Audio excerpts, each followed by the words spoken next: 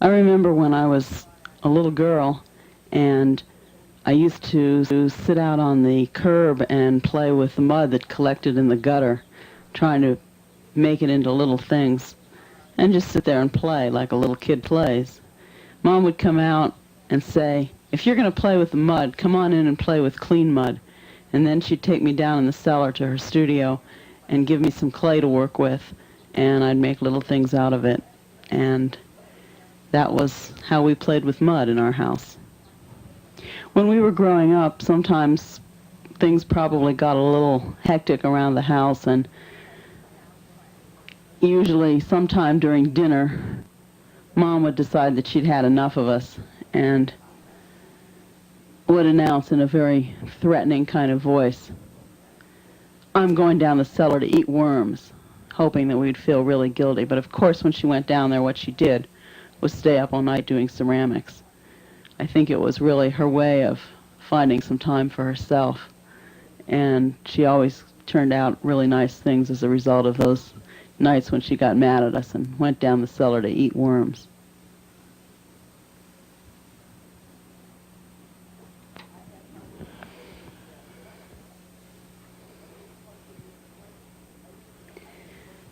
Later, I really thought about how she used to go down the cellar to work like that, and how her studio was always in a dark basement. And as I realized how important my mother's art was to her and was to me in my growing up, I wrote this poem. It's called "Two Women," and I wrote it after reading a book by artist Judy Chicago about visiting the kitchen, bedroom, and basement studios of women artists. I'm going down the cellar to eat worms, Mama's frequent threat to her brood. Husband, 4 children constantly kneading. Her escape meant to cut into our skin. And in the cellar, in a windowless corner, never more than 3 inches from the washing machine, the white kill globe peeked out. Searing into my skin, my mother is an artist. Old rolling pins in an old kitchen cabinet, dusty and gray with the clay pies.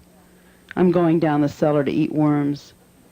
Bitter joys, the sculpture and the painting given over to a few bad cups, strange, awkward, unstackable relish bowls. Always talk of building a large lamp.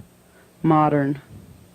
Ah, but I too was bitten, made small statues and boxes, studied art in junior high school, worked in a studio with windows on a 2nd floor. Gave it all up for a male profession. Mama still works in a windowless cellar 3 inches from the washing machine, hangs up her oilcloth to dry above old kitchen cabinets painted with unfired glazes, and the white-hot peak hole still registers that affirmation, "My mother is an artist." Now she begins to feel lines, textures, colorations. Now she begins to share. The worms must be gone down the drain with the slip. I wish for her a studio sharing the sky without a washing machine. She made us dishes like these dishes with giraffes and the 3 little bears and the 3 little pigs on them. And we thought it was really neat to eat on these special dishes that she'd made. Once when I was about 6 or 7 years old, a friend was visiting, and she had us come down and make some little plates ourselves, and we were allowed to finish them, fire them, and then we were going to eat lunch on them. What I remember about mine was that when it got done, it wound up having a hole in it, and we ate some canned spaghetti for lunch, and all the juice leaked out from the plate with the hole in it that I had made.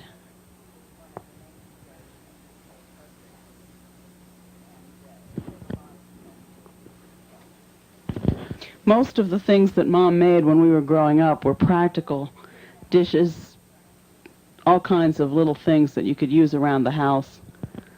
She'd make them for us, and she'd give them to everybody else. There were a lot of little bean pot kinds of things that we would keep all kinds of things in. Peanuts were always kept in these jars that she made so that she would have them when she needed them. And some of the dishes that she made were really unique. I remember there was a pig with holes in it, and you would stick little things on toothpicks in it and have them at a party so that you could come along and grab these little things. I think it was supposed to be cocktail franks or little pigs that you would put on the pig. She got into making fish dishes at one point, and everybody had a set of fish dishes. I still have mine, and I really enjoy using them. When she started coming to Arizona to visit us, she became very interested in the shapes of the saguaro cactus. Eventually, she started making saguaro bowls, some with the arms pointing into the sky. These bowls have the rich brown color of the volcanic rock where the saguaros grow.